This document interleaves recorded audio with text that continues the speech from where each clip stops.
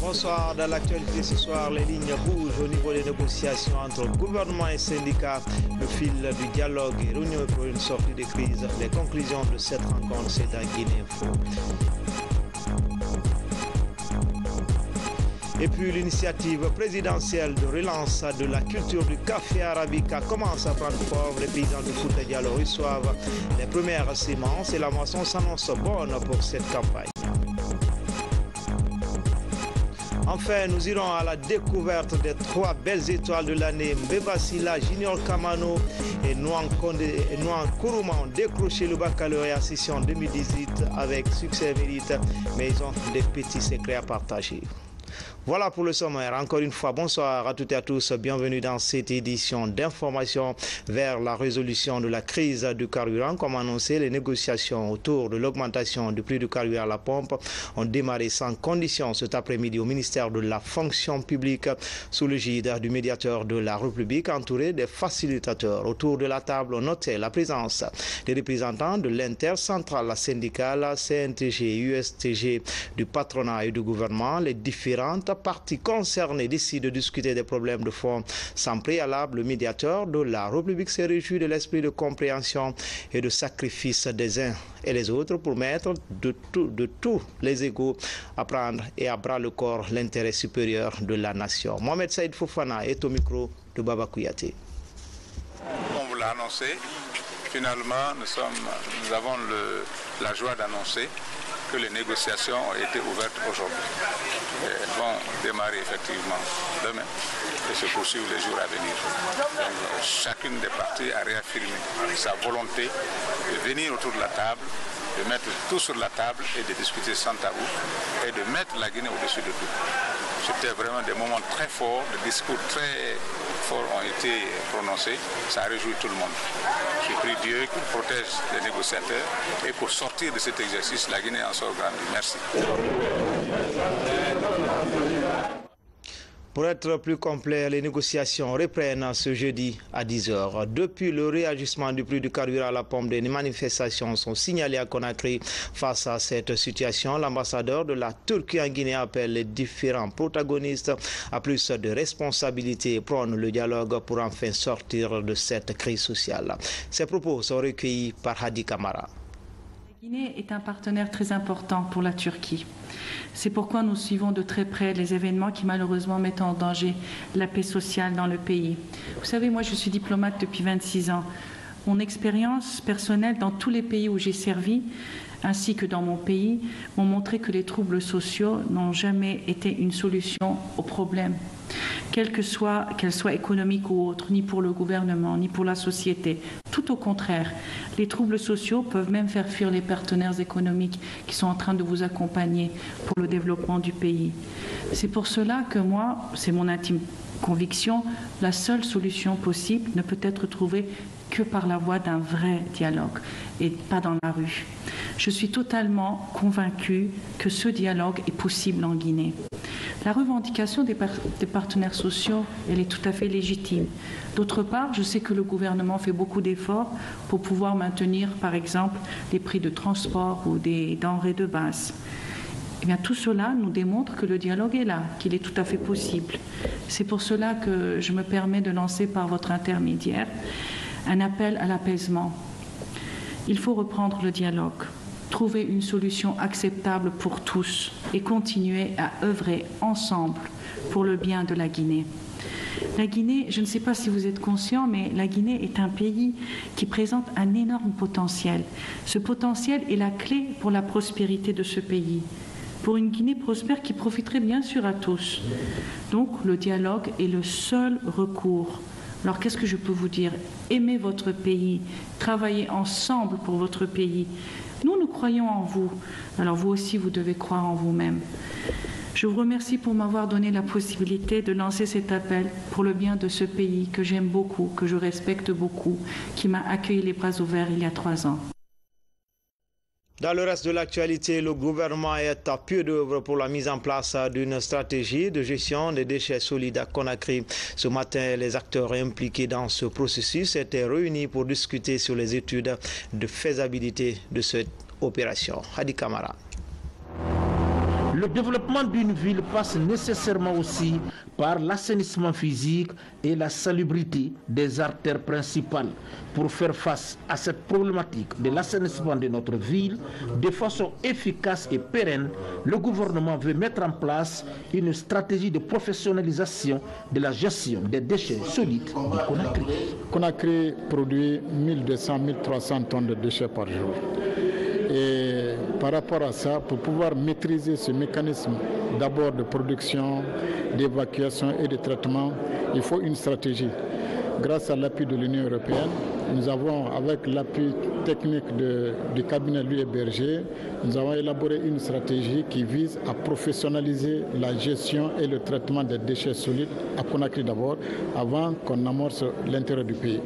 Sur quoi repose cette professionnalisation des déchets? C'est que dans la phase pré-collecte, c'est-à-dire des ménages au point de regroupement, ce volet va être assuré par les petites et moyennes entreprises. Maintenant, de la phase collecte, transfert, gestion de la décharge, avec le nettoyage de la ville de Conakry, nous allons confier ce segment à un opérateur privé qui va être recruté sur la base d'un appel d'offres. Voilà donc le schéma que nous entendons mettre en œuvre. Dans cette stratégie, toutes les dimensions sont intégrées. Il s'agit notamment de la formation des acteurs, du financement des projets d'assainissement, de l'équipement des ONG et de la dotation des moyens financiers et logistiques. L'Union européenne s'est engagée dans le cadre du programme indicatif national du 11e Fonds européen de développement 2014-2020, à accompagner la Guinée dans ce défi que constitue l'assainissement urbain. La stratégie de professionnalisation de la gestion des déchets de la ville de Conakry, dont nous parlons aujourd'hui, s'inscrit dans les priorités du programme indicatif national entre la Guinée et l'Union européenne et dans la vision de Grand Conakry 2040, validée par le gouvernement en janvier 2017. Ce schéma d'assainissement de la ville devrait permettre de débarrasser Conakry des tas d'immondices, surtout avec l'implication des élus locaux. À Conakry aujourd'hui, mais aussi à l'intérieur du pays, le problème des déchets est une question nationale de préoccupation prioritaire. Monsieur le Premier ministre, vous l'avez compris dès votre prise de fonction et vous y avez mis votre touche personnelle sur les instructions du président de la République, le professeur Alpha Condé. Le plan d'urgence mis en œuvre a certes du mal à résoudre l'épineux problème à cause de sa complexité ci-dessus décrite, mais son initiation est un signal fort, Monsieur le Premier ministre, de votre détermination à en venir avec assurance et certitude à bout. Déjà, l'Agence nationale de l'assainissement et de la salubrité publique et ses partenaires ont ciblé un site à Koya. Il s'agit d'en faire un centre d'enfouissement technique dans le cadre de la gestion durable des déchets solides. Au cours de cette rencontre présidée par le chef de gouvernement, Dr Kassouri Fofana a tenu à rappeler l'impérieuse nécessité de rendre propre la ville de Conakry. Il est au micro de Hadi Kamara.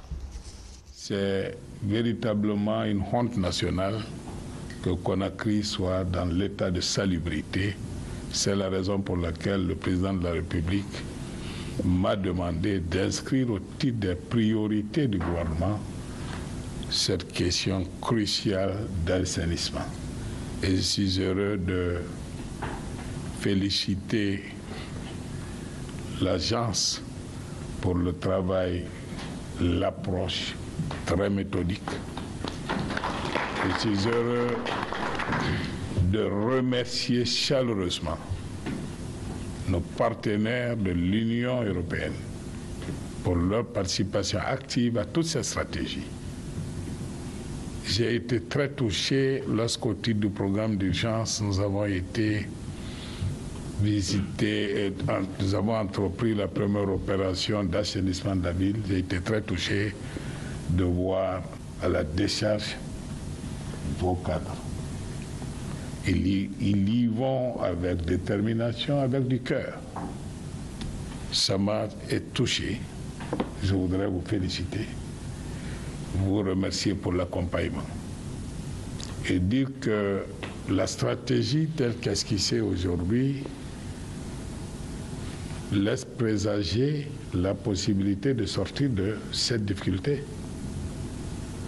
C'est vrai, on a encore quelques semaines, voire quelques mois, en attendant que les investissements lourds, le schéma institutionnel soient rodés et que le système périn, donc, qui est l'aboutissement du schéma que le directeur vient de décliner, se mette en place.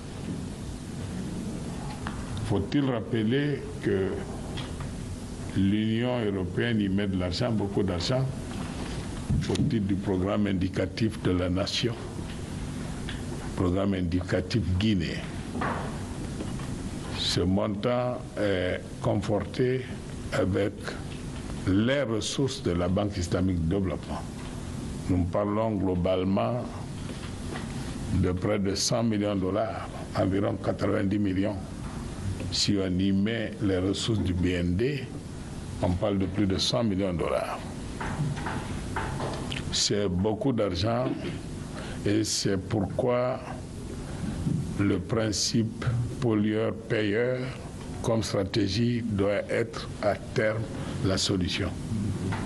On peut accompagner le programme pour ce départ, mais nous devons faire comme ailleurs ça se fait, mettre un système pérenne de paiement pour que les consommateurs, les industriels, les administrations, tout le monde paye quelque chose de façon que ça ne pèse pas sur le budget. Et puis cette bonne nouvelle pour les paysans du Fouta Djallon, c'est parti pour la transplantation du café arabica dans la région. La campagne est lancée par l'Institut de recherche agronomique de Guinée. La distribution des semences se fera de façon progressive. Cette initiative présidentielle de relance de la culture du café est bien accueillie par les planteurs. On fait le point tout de suite avec Fatima Diallo. Sur cette vaste plaine agricole seront repiqués les jeunes plants du café arabica. La première étape du processus de transplantation se fait ici à Pel-el-Bantan, dans la préfecture de Pita. Il se fera progressivement et va toucher 8 préfectures du Fouta. Ceux qui auront besoin doivent venir s'approvisionner à partir du centre de Bareng, à partir de la pépinière. Mais pour que les plants quittent le centre, il faut d'abord qu'on soit rassuré que les lieux de plantation sont techniquement bien préparés. C'est-à-dire d'abord la protection physique pour ces jeunes plants pendant les 2-3 premières années. Il faut encore qu'il y ait un point d'eau pour l'arrosage de ces plants pendant la saison sèche. Et vous savez, un plant doit avoir 1 litre d'eau par jour pour la période de mars-avril. Ensuite, il faut qu'il y ait l'entretien, un suivi parce que c'est des variétés sélectionnées. Dans cette campagne agricole, les planteurs doivent aménager plusieurs superficies. L'objectif est de transplanter le maximum de pieds du café arabica avant la fin des grandes pluies. À compter de ce mois de juillet, c'est la meilleure période pour les transplantations dans les champs paysans. Fin juillet, mois d'août, mois de septembre et début octobre, on aura de la pluie. Ceci va permettre aux plants de se développer dans les champs des paysans. Et puisqu'on a une longue saison sèche, les plants qui seront plantés maintenant pourront résister à la longue saison sèche qui se prépare. Donc nous avons donné l'autorisation à nos camarades, sous la permission du ministère de l'Agriculture, de M. Kanyassi, de la présidence, de commencer à livrer les plants, parce que c'est la meilleure période de transplantation, de plantation dans les champs paysans. Les gens sont prêts pour planter. Toute la population foutanaise. Parce que avant d'arriver à cette initiative, les gens continuent. Tous les producteurs sont prêts de planter. Ils vont aller chercher ce plat-là pour planter. Selon les spécialistes, ces variétés de café permettent d'avoir jusqu'à 3 tonnes à l'hectare pendant la récolte, contrairement au café local qui ne produit que 800 kg sur la même superficie. Cette offensive agricole vise à impulser le développement de la culture de café arabica qui a une forte valeur culinaire et marchande. Cette caféiculture qui annonce déjà le bonheur pour tous va aider à créer la richesse sociale et va réduire systématiquement la pauvreté dans notre région. Donc nous, notre rôle, c'est d'inviter les services techniques à accompagner jour pour jour nos agriculteurs, ceux qui feront le choix de faire cette pratique agricole, les accompagner et en conseil agricole, mais ensuite en intrant, pourvu que cette expérience réussisse dans notre région. Ce programme de relance de la culture du café arabica est initié par le président de la République et devrait permettre aux planteurs de générer des ressources et de lutter contre la pauvreté. 1 500 000 plants seront offerts aux planteurs de la Moyenne-Guinée. Bientôt, un micro-barrage hydroélectrique à Bofa. Il sera réalisé sur le fleuve Fatala dans la sous-préfecture de Lisso pour une puissance installée de 72 MW. L'étude de faisabilité a été présentée ce mardi aux autorités en charge de l'énergie. Explication, Nabi Kamara. C'est une micro-centrale hydroélectrique de 72 MW que le gouvernement du professeur Alpha Condé décide de construire sur le fleuve Fatala à Lisso. C'est pour contribuer à l'industrialisation de la région de Boké à partir de cette sous-préfecture de Bofa. Le projet sera réalisé en BOT par la société Green-Lake News Energy. Dans le bassin du Fatala, la technologie régionale est bien développée à l'est de la Grande Faille, mais simple à l'ouest. La zone du projet se situe à l'ouest de la Grande Faille. Les failles à grande échelle dans la zone du projet sont notamment la faille de Bofa, orientée nord-est, et la faille de Fria, orientée nord-ouest. La société chinoise Power China Beijing Engineering Corporation a procédé à la présentation de l'étude de faisabilité de ce projet aux autorités du ministère de l'Énergie et de l'Hydraulique. Tous les acteurs concernés étaient présents pour critiquer et améliorer la qualité du travail abattu par la société Green-Lake News sur le terrain. Le site de Fatala est requis pour l'alimentation non seulement de la zone, mais aussi pour desservir les zones minières que nous avons vers les Bofa, les Boké et peut-être qui c'est jusqu'à Gawal. L'excédent d'énergie que nous pouvons avoir sera reversé dans le réseau OMVG qui sera bientôt mis en œuvre. Le barrage de Lisso a une puissance installée de 72 MW avec 2 turbines et le coût du projet est à réviser avec les partenaires privés. Les travaux d'étude de faisabilité du projet de réalisation de la centrale hydroélectrique de Lisso ont duré 9 mois. Respect du contenu local, le sujet était au centre des échanges entre le patronat guinéen et les cadres du ministère des Mines. Autre point débattu, la participation des opérateurs économiques dans le secteur minier en vue de booster la croissance économique du pays. Valérie Talimane, Mohamed Lamine Kaba. Le secteur privé guinéen, un maillon essentiel de développement, est aujourd'hui attiré par le secteur minier. Les mines, qui constituent de nos jours un vecteur de croissance économique dans le monde. L'exploitation de son potentiel dans le pays préoccupe le patronat guinéen. D'où ces échanges sur le contenu local. De la fiscalité à l'accès au marché en passant par l'emploi local, le patronat compte désormais s'investir dans le domaine pour participer activement au développement national. Les doléances, la première des choses, c'est l'accès au marché.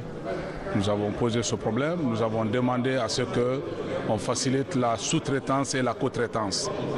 Parce que la co-traitance facilite le transfert des compétences et la sous-traitance facilite aussi l'accès des marchés.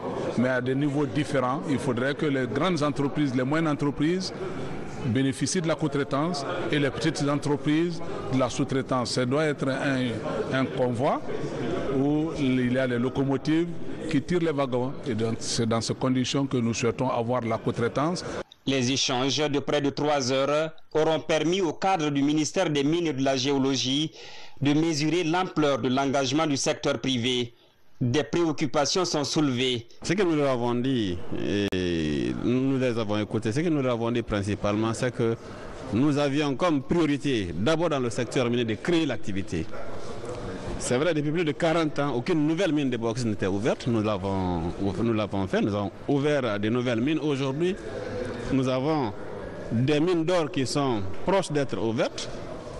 La question du conseil local peut maintenant se poser de manière effective. C'est que nous sommes en train de discuter avec eux. Ils ont exprimé leurs besoins, notamment l'accès au marché. Et l'accès au marché qui est un problème fondamental. Comment avoir un contrat avec une société minière qui travaille en Guinée? Ils ont dit en quoi cela leur est difficile. Des fois, c'est une question de capacité. Est-ce qu'à travers une loi ou un acte réglementaire, on peut exiger un pourcentage déjà?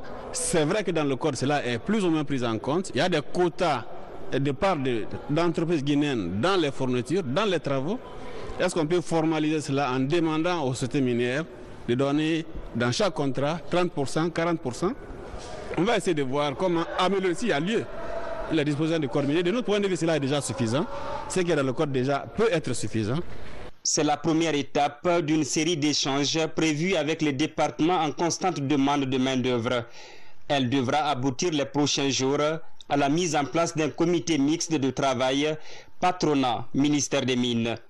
Il sera composé de 6 personnes qui ont la charge de réaménager les dispositions du contenu local pour encourager les investissements nationaux.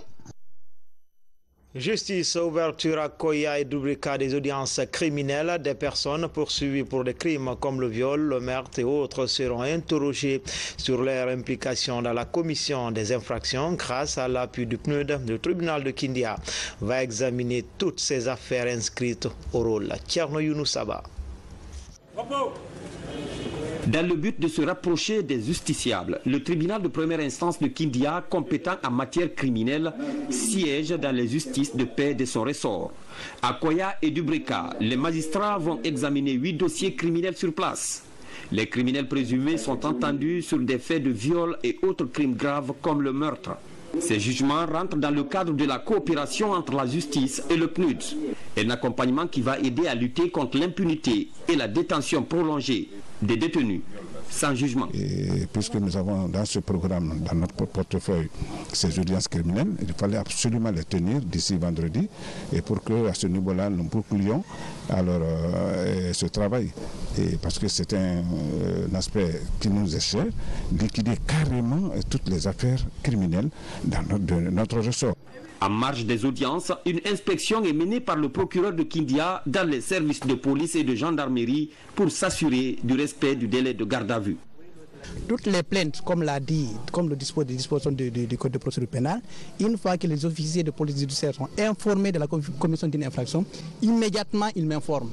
Et dès que je suis informé, je vais voir la suite à donner à la plainte. Donc je leur donne des instructions et je veille toujours à ce que mes instructions soient exécutées à la lettre.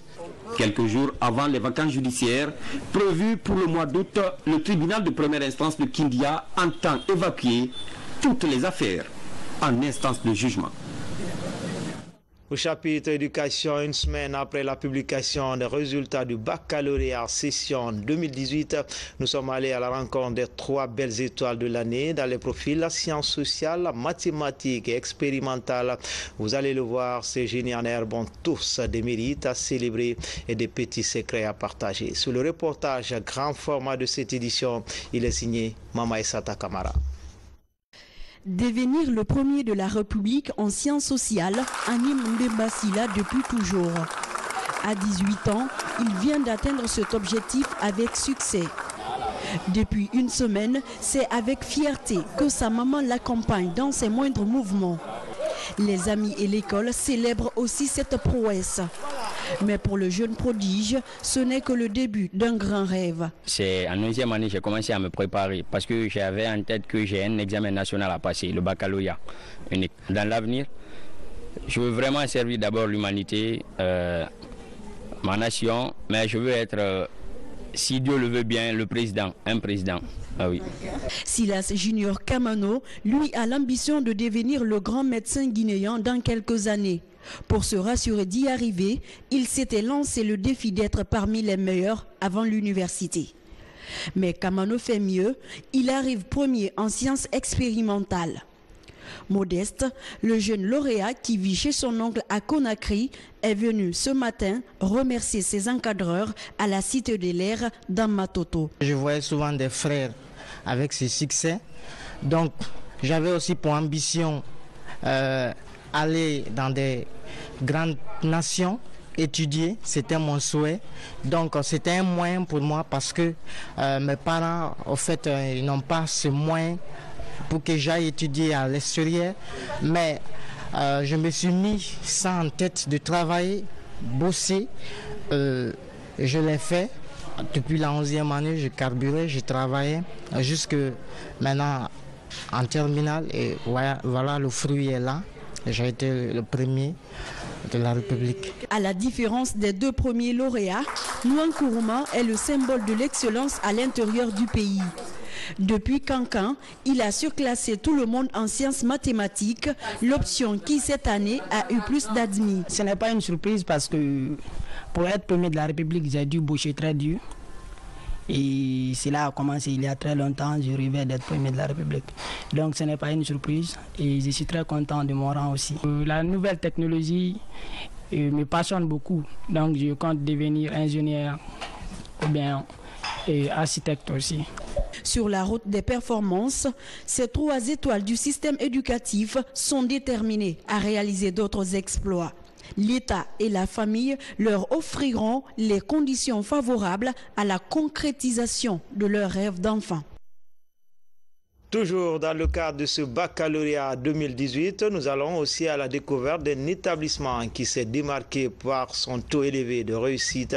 Situé au quartier Imbaya, cette école privée célèbre ses nombreux lauréats. Notre rédaction partage aussi ce moment de gloire à travers ce reportage de Bernard Tonguino, Aboubakar Sidiki Souma. Le groupe scolaire CEMIG est l'un des établissements du pays à surprendre par le taux élevé de réussite cette année. 78% d'admis au baccalauréat session 2018, toutes options confondues. Au-delà du succès en termes de nombre d'admis, l'école compte 15 lauréats. Les deuxièmes de la République en sciences sociales et en sciences mathématiques et le troisième en sciences expérimentales sont tous de cette école. Je tiens d'abord à remercier tous les professeurs qui m'ont assisté à obtenir ce résultat parce que sans eux, je ne serais pas là aujourd'hui. L'année n'a pas été du tout facile. On a bossé durant 9 mois. C'était un objectif fixé. Lors des vacances, je me disais que je cherche le lauréat. Je cherche à être parmi les lauréats. Et Dieu a accepté mes prières. Comme on aime souvent le dire, il faut toujours viser la lune. Là, au cas où tu rates, tu te retrouves parmi les étoiles. Donc j'avais pour objectif d'abord être premier de la République, mais comme ça n'a pas été le cas, c'est retrouver troisième aussi de la République. Ce n'est pas une fatalité. Bon, je suis encore fier de moi, je suis dans l'euphorie. Ces succès enregistrés au baccalauréat 2018 confirment une réputation de plus en plus forte. Depuis plus de 10 ans, cet établissement produit des lauréats de la République. La rigueur pédagogique du personnel enseignant est bien connue dans la capitale. Chaque semaine, chaque samedi, il y a des cours modèles, les cours en pédagogie. Et ici, on reçoit tous les élèves. On peut recevoir des élèves de niveau faible, de niveau moyen et fort. Dès que les élèves, on catégorise tous les élèves qui ont le niveau faible, il y a un groupe d'enseignants où on donne un système d'enseignement pour pouvoir transformer ces niveaux faibles en niveau moyen. Et lorsqu'on atteint ce standing, on passe encore à un autre groupe d'enseignants qui tentent de transformer ceux qui ont le niveau moyen en niveau très fort, en niveau fort. Et ainsi, nous jugulons. Et à l'enceinte de ces MIG, il y a des évaluations spéciales. Pour toujours, parce que l'objectif, ce n'est pas avoir des admis, mais avoir des candidats bien placés. Pour maintenir ces caps, le promoteur de l'établissement compte poursuivre son investissement par l'organisation des cours de révision gratuites en faveur de tous les élèves de l'établissement. Moi, dans mes écoles, voilà le secret de la réussite. 1. Les cours de conférence que les enfants voient de 8h à 14h sont munis des exercices d'application. Et ces exercices d'application-là ne permettent pas la consolidation des connaissances. Puisque chaque année nous faisons les tests généraux des écoles sémiques, la commission a exigé à ce que les cours de tableau dirigés soient là. La fondation, chaque année, a dégagé un montant de 50 millions, mettre à la disposition des enseignants pour ne pas qu'un élève me dise que mes parents n'ont pas de moyens, je n'ai pas pu suivre ces cours-là. Et nous commençons ces cours-là dès le lendemain de l'ouverture des classes. Avec 100% d'admis à l'examen d'entrée en 7e année, 95% au BEPC et 78% au baccalauréat, cette école aura réussi à se démarquer de la majorité des établissements frappés par le taux d'échec aux examens nationaux, session 2018. Et puis de son côté, l'Institut supérieur des sciences de l'éducation bénéficie à travers le projet Booster les compétences pour l'employabilité des jeunes d'un centre d'innovation pédagogique, un centre qui va former près de 1500 jeunes diplômés, soit près de 500 par an. Daouda Tabansila, Al-Hassan Tondon Kamara. Le projet BOSEJ, Booster les compétences pour l'employabilité des jeunes, est une initiative du gouvernement de la Troisième République. Il vise à améliorer la qualité de la formation et de son adéquation aux besoins du marché de l'emploi. L'Institut supérieur des sciences de l'éducation de Guinée, ISEG, s'inscrit dans cette dynamique. La mise en place d'un centre d'innovation pédagogique pour l'autonomisation et l'employabilité de ses diplômés vient répondre à cette préoccupation. Placée sous la tutelle du ministère de la Jeunesse et de l'Emploi jeune, cette nouveauté dans l'enseignement vise à rendre productif chaque diplômé après son cursus universitaire. Ce projet a déjà commencé à insuffler une nouvelle dynamique. Déjà, grâce à ce projet, nous avons créé la licence appliquée en technologie de l'information et de la communication dans l'éducation à l'ISFAD, à Gamal, qui est en cours. Nous avons aussi d'autres projets, puisqu'il y a près de 14 sous-projets comme celui-là, pour permettre aux jeunes de pouvoir mieux se former, mieux apprendre pour être employables rapidement. Financé à hauteur de 400 000 $ par la Banque mondiale à travers l'Association internationale pour le développement, IDA, ce projet de centre d'innovation pédagogique a plusieurs composantes. Plusieurs universités devraient bénéficier de ce programme. La première composante, c'est le fonds compétitif qui permet de qualifier le système éducatif dans son ensemble. Notamment, c'est dans ce cadre qu'on finance l'ISEG. Et la composante 2, c'est les jeunes diplômés qui n'ont pas d'emploi, que l'État aide à travers le projet pour trouver des stages dans les entreprises ou bien avoir une formation complémentaire. Maintenant, l'ISEG fait partie de ces 17 sous-projets. Nous avons des sous-projets qui financent l'enseignement technique, l'ASCAD, le CFP de Matoto, nous avons l'université, l'ISFAD aussi, et puis nous avons Zéré Corée. Dans l'ensemble, ce projet innovant est accueilli à l'ISEG à bras ouverts. Une fois le centre mis en place, il formera en moyenne près de 500 étudiants par an, une manière d'accélérer leur employabilité.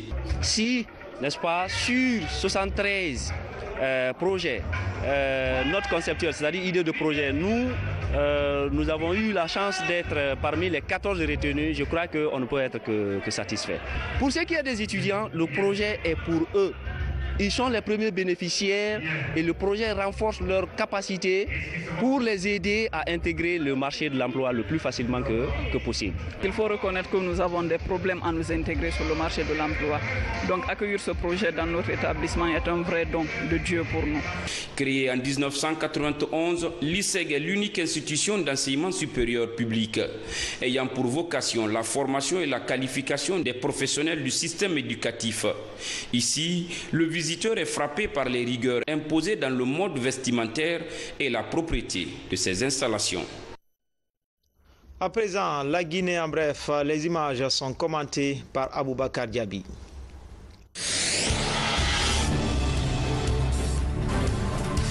Tenu à Kindia d'un atelier de réflexion sur les réseaux de maternité qui doivent proposer des soins de service aux femmes enceintes. L'initiative vient du Fonds des Nations Unies pour la population UNFPA. L'objectif est de mettre en place un réseau de maternités capable de fournir des services obstétricaux et néonataux de qualité. Vous savez qu'en Guinée, on a encore trop de femmes qui décèdent au moment de leurs accouchements. Et ça, c'est pas acceptable. Et le ministère souhaite corriger cette situation. Un des moyens de corriger cette situation, c'est d'augmenter le nombre de maternités capables de prendre en charge les situations d'urgence obstétricale.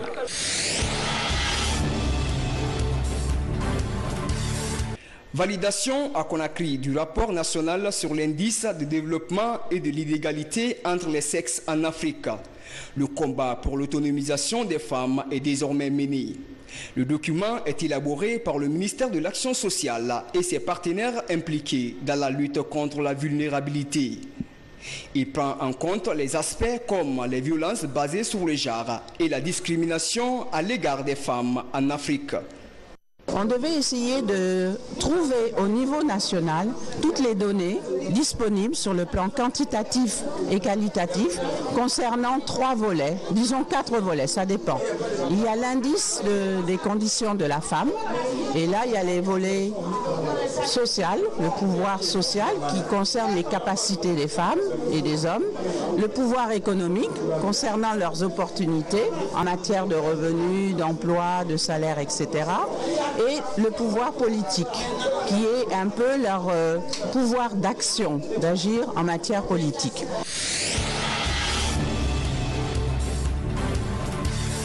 Pour la bonne compréhension de la foi islamique basée sur la spiritualité et la philosophie en Guinée, les fils de Touba viennent de présenter les œuvres littéraires de leur grand-père, feu Cheikh Abdul Gadri Djabi.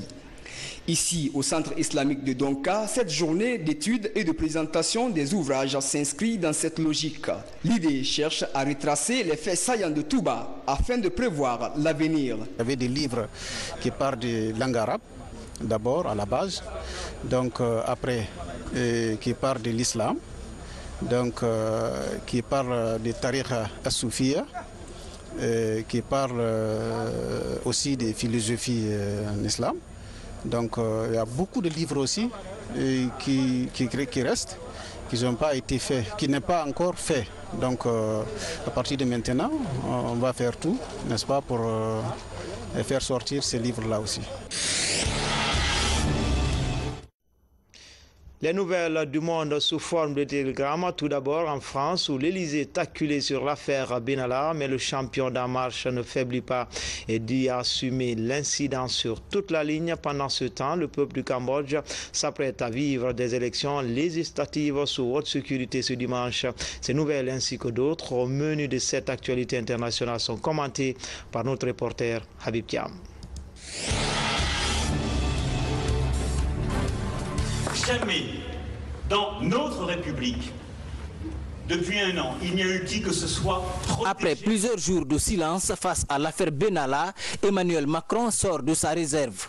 Le seul responsable de cette affaire, c'est moi et moi seul, martèle le président français devant des députés de la majorité présidentielle lors d'un pot de fin de session parlementaire. L'opposition crie toujours au scandale et exige toute la lumière sur cette affaire qui défraie la chronique. Et a été pour moi.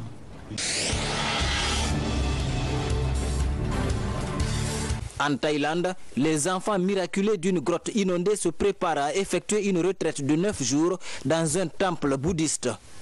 Cette étape devrait les conduire à la vie normale après avoir passé plus de 2 semaines sous terre et dans des conditions délicates. Un plongeur avait même perdu la vie au cours des opérations de sauvetage.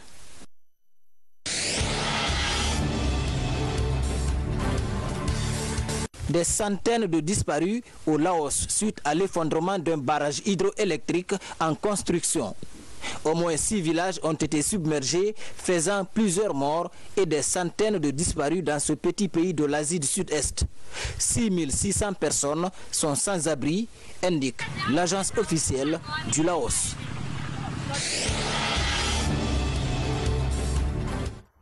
Et puis cette bonne nouvelle, le bureau de presse de la présidence de la République informe que le chef de l'État, professeur Alpha Condé, va recevoir en audience dans les prochains jours les lauréats du baccalauréat session 2018. Le programme sera communiqué par le ministère de l'Éducation nationale et de l'alphabétisation.